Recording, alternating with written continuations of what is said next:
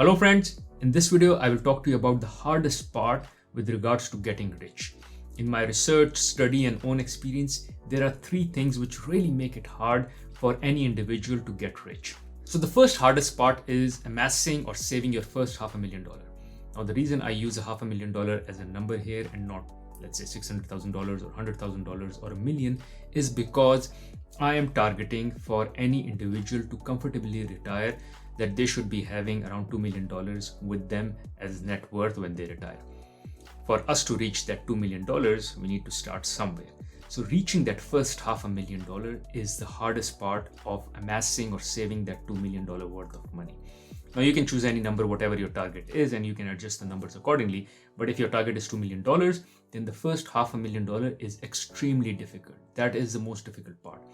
Because it is very easy to move from $500,000 to million, from million to 1.5, which is even easier, and from 1.5 to $2 million, which is even further easier. And it becomes easy because of the power of compounding.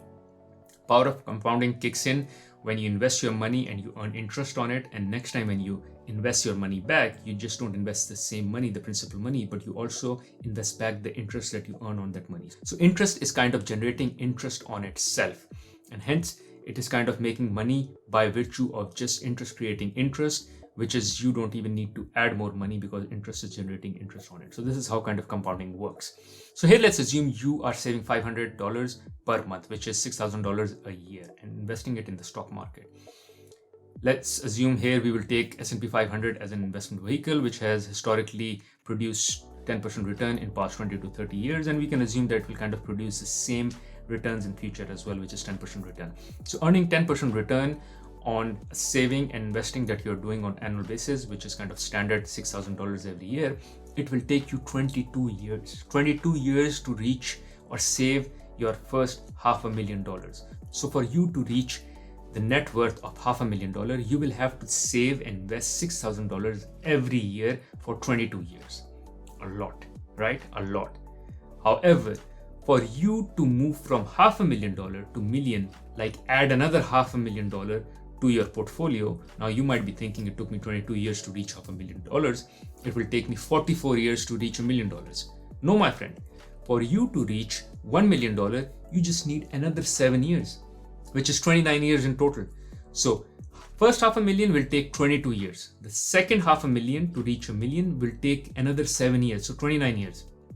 Guess what? How much it will take for you to add another $500,000 now? 7 years? No, 4 years. So it will take another 4 years for you to reach $1.5 million, which is like 33 years. So in 33 years in total, you will reach $1.5 million. So another 4 years to add another $500,000 to that $1 million. How much time do you need to add another $500,000 to reach $2 million?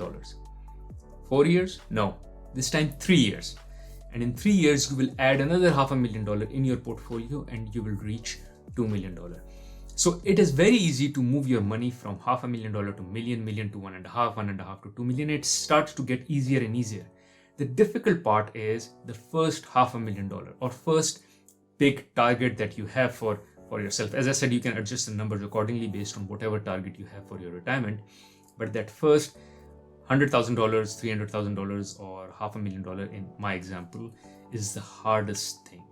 So if you can persevere in amassing that money, putting that money together, do the hard work early on, have time on your side and play the time to your benefit, you will be able to reach and save that money. And once you've saved that money, the rest just becomes easy. The rest is a breeze because it just happens because you have that money which gets invested, earns interest, interest is invested again, and keeps on generating the interest and the wealth that you desire.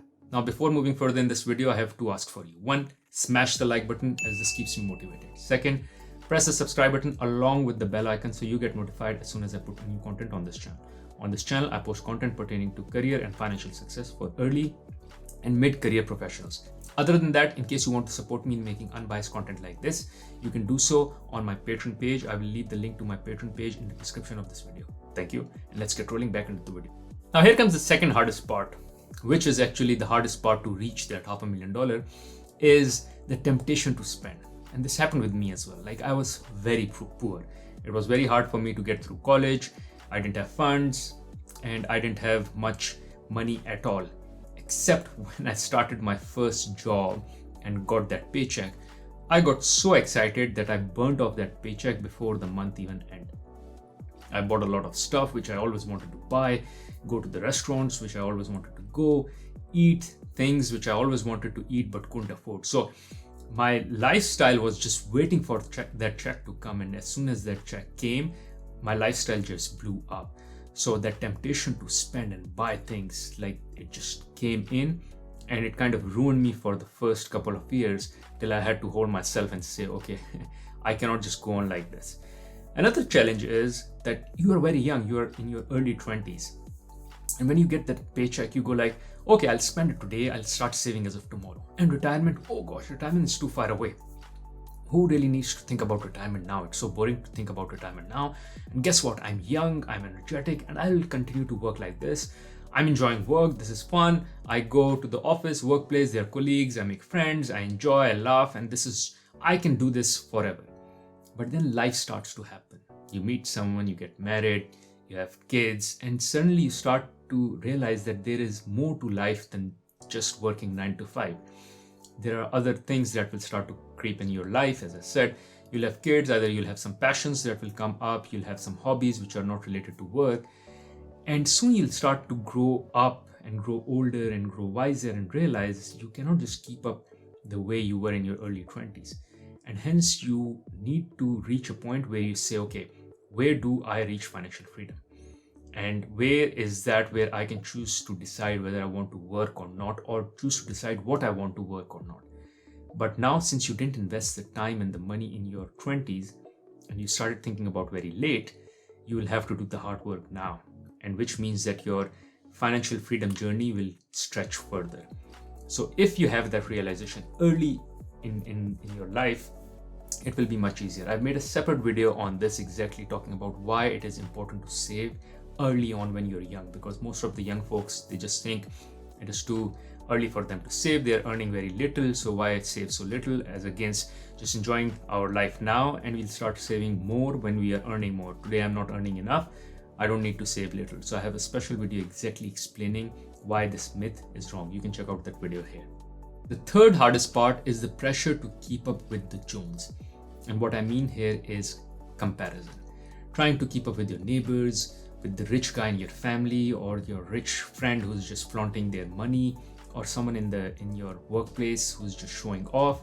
And you go like, this guy just bought a new car and I'm still sitting with the old car. This guy just bought a new house. He kind of earned similar to me and I just need to buy a new house as well. They are going on vacation. You know what? I want to go on vacation. Checking social media out and seeing everyone just flaunting money, throwing money around. And you go like, why the hell I am not enjoying life? So I need to catch up with them as well. And then you start dipping into your savings or not save enough because you have to catch up with someone else. And probably that someone else is in debt when they're enjoying all that fun. And now when you start to chase them, you start to go in debt as well, or stop saving altogether, and hence stretch your financial freedom journey. And this usually happens when you are in your 30s, kind of when you start to grow up. You're not in your 20s anymore, you're not young anymore, but now you're married, you have kids, and now there is social pressure because your kids go to a certain school. There are certain kind of families who come there, they have certain kind of lifestyle, you want to maintain their lifestyle. You also make your friends in the neighborhood you want to live in, which you want to live in an affluent neighborhood. Once you go in an affluent neighborhood, you look up to everyone, their lifestyle, and then you try to keep up with them. And in catching up and keeping up with them, you are not able to save. And when you're not able to save, you just stretch your financial freedom even further. So these are the three challenges I've found. One is reaching your first big milestone. In my mind, it was $500,000. And what stops you reaching that first milestone is, one, you think you're too young and you just want to spend because there's temptation to spend. And second, as you start to grow older, you realize there is so much that you want to flaunt and there is so much status you want to show. And in order for you to show and maintain that status, you just spend more. And when you spend more, guess what happens? You save less. When you save less, you invest less. When you invest less, you're not able to reach your financial freedom journey as soon as you want it. Thank you for watching this video. In case you like this video, I'm sure you'll also like another video on my channel where I talk about how you can go about picking the best stocks. Check out that video, very important. Second, there is another video where I talk about my personal financial freedom journey. You can check out that video here. Thank you.